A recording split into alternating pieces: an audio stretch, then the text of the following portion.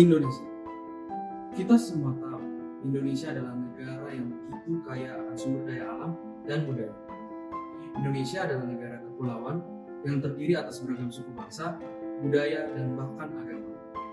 Sebagai negara yang terdiri atas keberagaman, khususnya di segmen agama, paling tidak ada 6 agama besar yang diakui di Indonesia, yaitu Islam, Kristen Protestan, Katolik, Hindu, Buddha, dan Konghucu. Meskipun demikian, menurut data dari World Population Review pada tahun 2021, persentase penduduk Indonesia lebih didominasi oleh kaum muslim yang mencapai 86,7% dari total populasinya, sekitar 229 juta jiwa. Nilai tersebut bisa dikatakan setara dengan 13% populasi muslim di dunia. Tanpa bermaksud menyudutkan salah satu agama, faktanya, ketimpangan jumlah populasi penduduk inilah yang seringkali menjadi pemicu terjadinya konflik intoleransi umat beragama di Indonesia. Meskipun demikian, pertanyaan 100 poinnya, kenapa intoleransi itu bisa terjadi?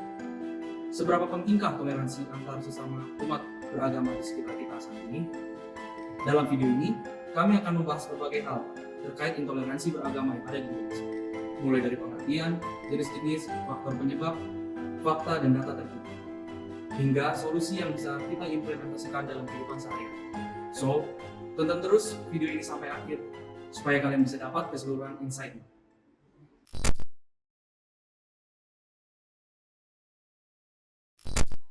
Kalau kita coba melihat kembali sejarah perkembangan kehidupan manusia dari awal manusia tercipta hingga masa modern saat ini, intoleransi bukanlah hal yang baru. Ia sudah muncul sejak lama, sejak pertama kali manusia hidup dan terbagi dalam kelompok-kelompok tertentu. Kata toleransi sendiri menurut KBBI berarti sifat atau sikap toleran, yang berarti bersifat atau bersikap menenggang, pendirian yang berbeda atau bertentangan dengan pendirian sendiri. Sedangkan intoleransi menurut KBBI berarti ketiadaan tenggang rasa. Jadi secara sederhana, intoleransi itu artinya kita nggak mau menghargai atau menghormati suatu hal yang berbeda dengan kita. Kita menolak segala bentuk perbedaan yang tidak sejalan dengan kita. Dari pengertian tersebut dan analisis sejarah, sebenarnya kesadaran manusia untuk hidup dalam kelompok-kelompok tertentu bisa jadi awal munculnya pemahaman akan intoleransi. Kesadaran ini pada dasarnya memang bukanlah hal yang buruk, karena memang manusia adalah makhluk yang sosial yang hidup secara berkelompok dengan manusia lain yang sejenis atau sama dengannya. Sebuah pemikiran atau pemahaman yang menolak sesuatu yang berbeda dengan dirinya adalah sebuah insting naluriah kita sebagai manusia untuk bertahan hidup. Karena pada dasarnya manusia hidup dan belajar melalui pola. Meskipun manusia memiliki keingintahuan yang tinggi, namun kita akan cenderung memilih sesuatu yang sudah pasti atau sama dengan sesuatu yang sudah kita ketahui lebih dahulu, daripada memilih sesuatu yang baru dan asing bagi kita. Sebagai contoh, saat kita pergi ke suatu restoran atau kafe yang sudah sering kita kunjungi, kita ingin memesan makanan atau minuman dari kafe tersebut dari sekian banyak menu yang ada. Dari sekian banyak menu, kita cenderung akan memilih menu yang sudah biasa kita pesan. Hal ini karena kita sudah tahu rasanya. Memang sih ada saat dimana kita merasa bosan dengan menu yang sudah biasa kita pilih dan memilih menu lainnya untuk mencoba hal baru. Namun rasa penasaran yang muncul saat akan memilih menu yang baru dapat berujung pada dua hal. Kepuasan karena rasanya yang enak, atau kekecewaan karena rasanya yang tidak sesuai ekspektasi. Analogi contoh itu bisa juga kita terapkan dalam berbagai hal di kehidupan kita. Tapi intinya, sesuatu yang sama dengan sesuatu yang sudah kita ketahui lebih dahulu dapat memberikan kepastian pada diri kita akan baik atau buruknya hal tersebut. Kewaspadaan akan sesuatu yang buruk adalah hal yang wajar. Namun, kewaspadaan yang berlebihan juga bisa menjadi bumerang pada diri kita sendiri. Hal itu dikarenakan kewaspadaan yang berlebihan dapat membuat kita memunculkan berbagai asumsi negatif akan suatu hal yang belum tentu benar. Asumsi negatif itulah yang pada akhirnya membatasi diri kita untuk mencoba mencari tahu atau mempelajari suatu hal tersebut untuk mengetahui fakta yang sebenarnya dari asumsi yang kita buat. Sebagai contoh lagi adalah dalam hal wakat, sederhananya dalam hal menggambar. Ada asumsi di masyarakat yang mengatakan bahwa sebuah gambar atau lukisan yang bagus pasti tercipta dari seorang seniman yang berbakat. Hal ini memang tidak sepenuhnya salah, namun kebanyakan orang hanya melihat hasil akhirnya saja. Mereka tidak tahu jerih payah apa yang sudah dilalui seniman tersebut untuk dapat membuat karya yang indah itu. Berapa lama waktu yang ia habiskan untuk mengasah kemampuannya hingga akhirnya ia dapat membuat sebuah karya yang membuat kagum banyak sekali orang. Akibat dari asumsi tersebut, beberapa orang pada akhirnya menjadi minder dan tidak mau mencoba berlatih untuk menggambar karena sudah terlanjur yakin bahwa dirinya tidak akan bisa membuat karya seperti itu. Padahal kenyataannya, tidak ada yang tahu bakat kita sampai kita mencobanya sendiri. Tanpa mencoba dan latihan yang tekun, kita tidak akan tahu apakah menggambar itu bakat kita atau bukan. Dari analogi itu, dapat disimpulkan bahwa asumsi bisa menjadi benar ataupun salah. Semua itu tergantung dari diri kita sendiri yang mau membuktikan kebenaran dari asumsi itu atau tidak. Begitu pula dalam hal intoleransi. Pada dasarnya, intoleransi, khusus ya dalam hal agama, muncul karena asumsi negatif kita terhadap suatu kelompok agama atau kepercayaan tertentu. Saat ada suatu kelompok agama atau kepercayaan yang berbeda dengan kita, tentu akan muncul kewaspadaan dalam diri kita. Kita pun mulai berasumsi bahwa kelompok itu tidak baik, berbahaya, atau bahkan mengancam kelompok kita karena kewaspadaan itu. Itu bukan termasuk golongan kami, bro. Dari asumsi itulah kita jadi memiliki ketakutan dan kebencian untuk mencoba mengenal dan memahami kelompok tersebut. Padahal kenyataannya, bisa saja kelompok tersebut tidak seperti yang kita bayangkan. Kelompok itu mungkin memang berbeda secara paham dan ajaran, namun kehadirannya tidaklah berbahaya ataupun mengancam bagi kelompok kita. Justru bisa jadi, kelompok itu memiliki nilai-nilai baik yang bisa juga diimplementasikan dalam kelompok kita.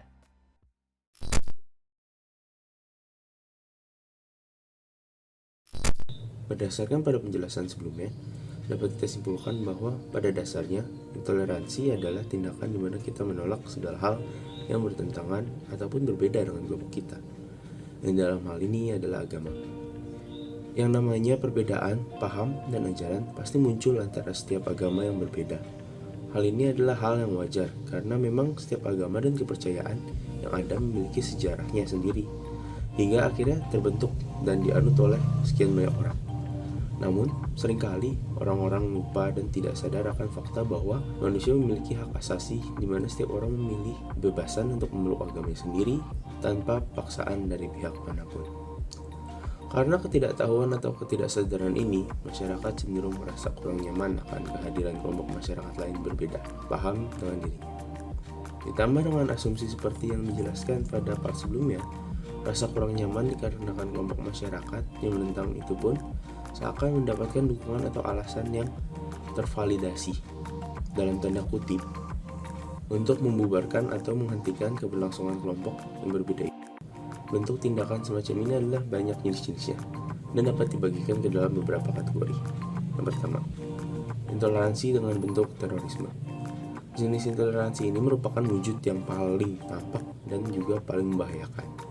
Intoleransi ini biasanya dilakukan secara sistematis dan terstruktur oleh oknum yang memiliki paham ekstrim terhadap kepercayaan mereka, dan biasanya ini didoktrin oleh pemimpin mereka bahwa merusak, membunuh, meneror kepercayaan lain merupakan hal yang suci atau mulia dalam kepercayaan atau agama yang mereka pegang. Contoh kejadian seperti pengeboman rumah ibadah atau merusak dan vandalis tempat ibadah. Yang kedua, intoleransi dalam bentuk ketidaksetujuan. Intoleransi ini yang paling sering terjadi di masyarakat. Hal ini terjadi karena agama, kepercayaan, mayoritas di suatu daerah tidak setuju dengan kegiatan atau ibadah dari agama atau kepercayaan lainnya yang ada di daerah itu.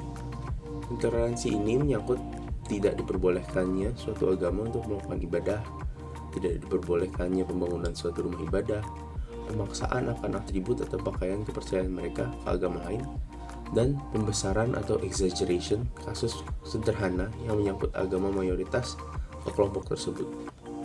Yang ketiga, intoleransi dalam bentuk sosial. Intoleransi ini adalah hal yang mendasari sebuah intoleransi, dan jenis intoleransi ini walau terlihat tidak menyakitkan atau harmful, bentuk intoleransi ini sangat berdampak pada generasi muda, terutama di daerah sekolah. Contoh dari bentuk intoleransi seperti ini, seperti tidak menerima teman yang berbeda kepercayaan atau agama, mengucilkan orang dengan agama yang minoritas, merundung atau membuli yang memiliki agama atau kepercayaan minoritas di lingkungan tersebut. Menghujat orang yang memiliki agama atau kepercayaan berbeda juga termasuk dalam salah satu contoh. Jenis-jenis toleransi inilah yang terjadi hingga saat ini di Indonesia. Semua berdasarkan pada ego suatu kelompok atau individu yang tidak memahami atau setidaknya tidak ingin menghormati pilihan orang lain, yang selalu beranggapan bahwa agama yang mereka pegang atau percayai adalah yang paling benar, dan bahkan agama atau kepercayaan lain itu dianggap tidak benar, bahkan dianggap sebagai ajaran sesat. Dan intoleransi juga bisa diakibatkan karena pengalaman lampau oleh oknum intoleran yang mengakibatkan oknum yang menjadi korban menjadi intoleran akan kepercayaan yang oknum itu pegang. Dari semua jenis intoleransi, walau ada yang membahayakan nyawa dan tidak, semua wujudnya akan membahayakan kesejahteraan dan persatuan masyarakat atau bahkan negara.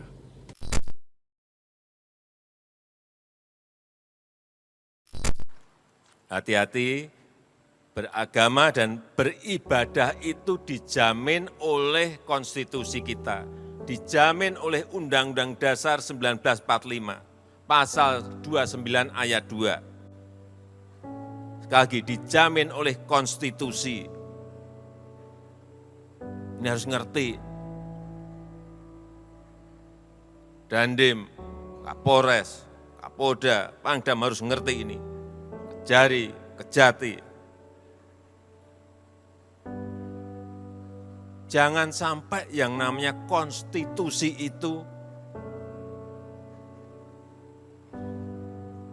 kalah oleh kesepakatan. Seperti yang Pak Jokowi sampaikan, pada dasarnya kebebasan beragama adalah hak yang dimiliki oleh seluruh rakyat Indonesia dan semua dijamin dalam undang-undang. Namun, kenyataannya masih banyak terjadi kasus-kasus pelanggaran terhadap kebebasan beragama di berbagai daerah di Indonesia. Pada bulan Juli di tahun 2016 yang lalu, media sosial digemparkan dengan kasus penistaan agama yang dilakukan oleh Ibu Meliana. Kasus ini bermula dari Ibu Meliana yang mengeluh suara pengeras azan di Masjid Al-Masum Tanjung Balai, Sumatera Utara kepada tetangganya yang bernama Kasimi.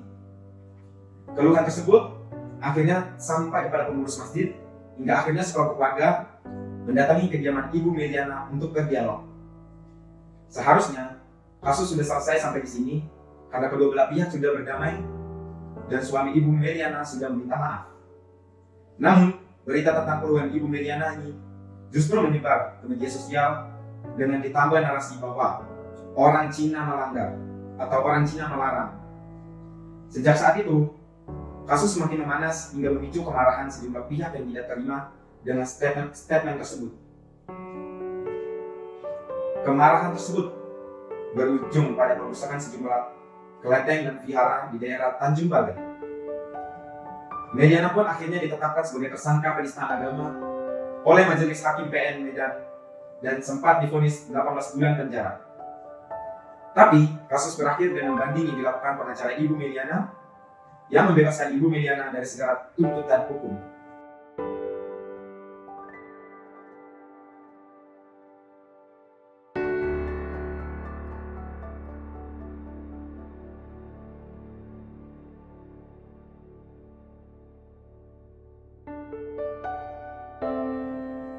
Selain kasus Ibu Meliana, masih banyak lagi kasus mengenai intoleransi beragama yang terjadi di Indonesia. Seperti izin pembangunan gereja di Cikarang yang dipersulit, kerusuhan di Tolikara, Papua, penyerangan kelenteng di Kediri, bom di gereja Oikumene, Samarinda, dan masih banyak lagi. Sepanjang tahun 2022 yang lalu pun tercatat sedikit ada 50 rumah ibadah yang diganggu. Hal ini berdasarkan pada riset dan survei yang dilakukan oleh Setara Institute for Peace and Democracy. Melalui riset dan survei, Setara Institute menemukan bahwa ada tren kasus pelanggaran kebebasan beragama di Indonesia mengalami lonjakan yang signifikan selama 5 tahun terakhir. Tren yang pertama adalah dalam hal gangguan terhadap rumah ibadah. Pada tahun 2017 yang tercatat ada sekitar 16 kasus dan melonjak menjadi 50 kasus di tahun 2022. Bentuknya beragam, mulai dari penolakan pendirian rumah ibadah, perusakan rumah ibadah, pembongkaran, hingga merusak fasilitas rumah ibadah. Tren yang kedua adalah dalam hal kasus penolakan ceramah yang juga mengalami peningkatan pesat. Di tahun 2021 hanya tercatat 1 kasus, lalu melonjak menjadi 14 kasus pada tahun 2022. Dari keseluruhan kasus itu, 8 diantaranya terjadi di Jawa Timur. Tren ketiga adalah jumlah kasus penodaan agama yang juga naik dari 10 kasus pada tahun 2021 menjadi 19 kasus pada tahun 2022. Tren keempat adalah mengenai provinsi yang mengalami pelanggaran kebebasan dan keyakinan paling banyak, yaitu Jawa Timur sekitar 34 peristiwa. Masih banyak lagi kasus mengenai intoleransi beragama yang terjadi di Indonesia. Ini saya mau bacain kasus intoleransi 3 tahun terakhir ini yang saya catat ya. Izinin ya, kasih waktu ya Bang, agak makan waktu. Penolakan ibadah GKPS di Purwakarta 2 April 2023, penutupan patung Bunda Maria atas desakan Ormas 23 Maret 2023, penolakan ibadah di Tarakan Kalimantan 28 Februari 2023, pembubaran ibadah GKKD Lampung 19 Februari 2023, pembubaran ibadah Natal di Cilebut Bogor 25 Desember 2022, penolakan gereja di Cilegon Banten 7 September 2022, pembubaran ibadah Natal di Tulang Bawang Lampung 25 Desember 2021, penolakan gereja di Kelapa II Bekasi 1 Desember 2021, pembubaran ibadah HKBP Cikarang 17 Desember 2020, pembubaran ibadah keluarga di rumah di Cikarang 19 April 2020. Saya bisa paparkan data setiap tahun. Minimal ada 2-3 penolakan rumah ibadah dan pembubaran ibadah yang viral. Yang terblow Itu yang viral. Ya. Yang nggak viral bisa 10 Banyak kasus. kasus yang tidak terlihat dan dipublikasikan di media massa.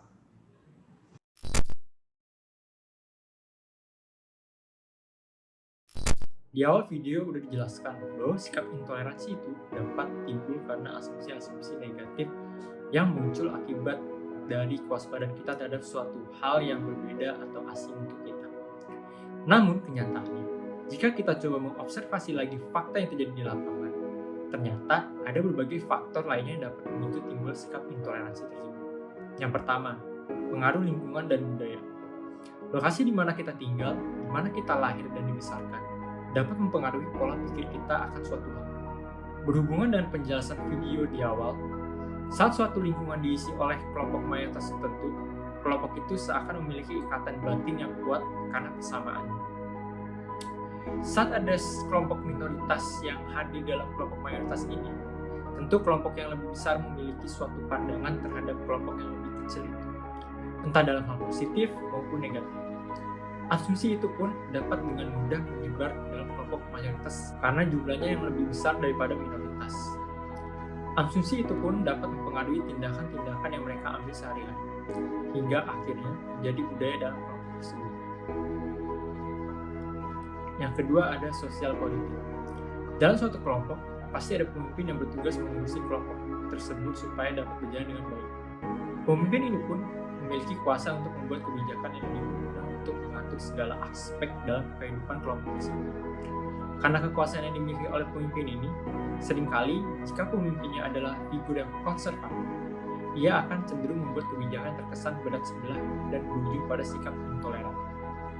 Dalihnya adalah untuk menjaga kearifan lokal, namun hal itu justru membuat timbulnya sikap intoleransi dalam anggota kelompok tersebut. Terus yang ketiga, ada semangat kepedulian.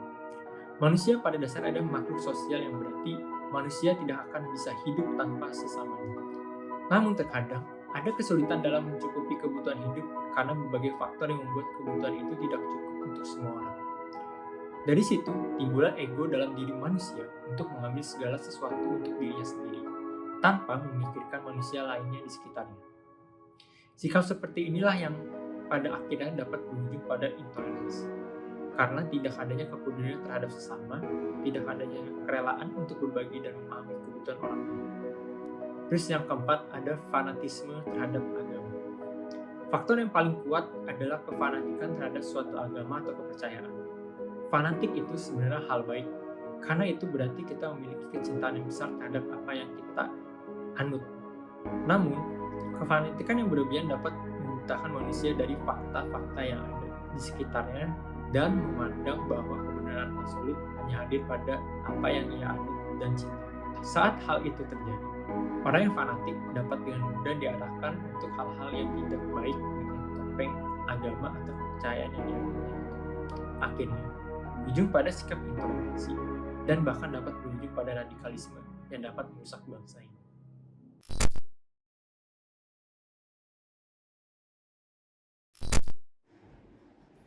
Pada akhirnya, jika intoleransi ini terus dibiarkan, cita-cita negara ini untuk dapat mewujudkan masyarakat yang makmur dan sejahtera seperti yang terkandung dalam pembukaan Undang-Undang Dasar 1945 akan sulit untuk terwujud. Masyarakat yang intoleran akan terus memandang negatif terhadap kelompok yang berbeda dengannya. Pembangunan di negeri ini pun akan terhambat karena konflik yang terus memanas dapat mempersulit jalannya kerjasama antar berbagai pihak, khususnya dalam bidang keagamaan. Intoleransi pada dasarnya timbul karena adanya asumsi negatif terhadap kelompok tertentu. Namun kenyataannya, asumsi yang tercipta itu belum tentu benar. Kebenaran atas asumsi itu haruslah kita buktikan sendiri secara langsung. Caranya sederhana, yaitu dengan melakukan dialog dengan mereka yang berbeda dengan kita. Dialog atau komunikasi adalah salah satu kunci untuk mendapatkan jawaban atas ketidaktahuan atau kegelisahan kita akan pihak tertentu. Dengan berdialog, kita jadi bisa lebih memahami lawan bicara kita dari sudut pandang yang lain. Bisa jadi, anggapan atau asumsi kita selama ini muncul hanya karena kesalahpahaman terhadap pihak lain yang berbeda dengan kita. Berdialog mampu membantu kita menemukan jalan tengah atas suatu permasalahan kita dengan lawan bicara kita. Jika pada akhirnya kita tidak menemukan jalan tengahnya, kita tetap harus menghormati dan menghargai perbedaan yang ada tanpa memaksakan kehendak kita terhadap lawan bicara kita. Dengan begitu, akan tercipta kerukunan dalam masyarakat kita dan cita-cita bangsa ini untuk mensejahterakan rakyatnya dapat terwujud. Terima kasih telah menonton video ini sampai akhir. Semoga pesan dari video dapat tersampaikan dengan baik padamu dan dapat memberikan dampak baik bagi kita semua untuk memunculkan kesadaran akan pentingnya toleransi antar umat beragama di sekitar kita. Terakhir, kami mohon bantuanmu untuk mengisi link survei kami sebagai bentuk pertanggungjawaban kami atas video edukasi yang kami buat dengan cara memindai QR Code ini. Nantinya, kamu akan langsung diarahkan masuk ke G-Form survei yang kami buat. Akhir kata, sampai jumpa lagi di video selanjutnya, dan semoga harimu menyenangkan.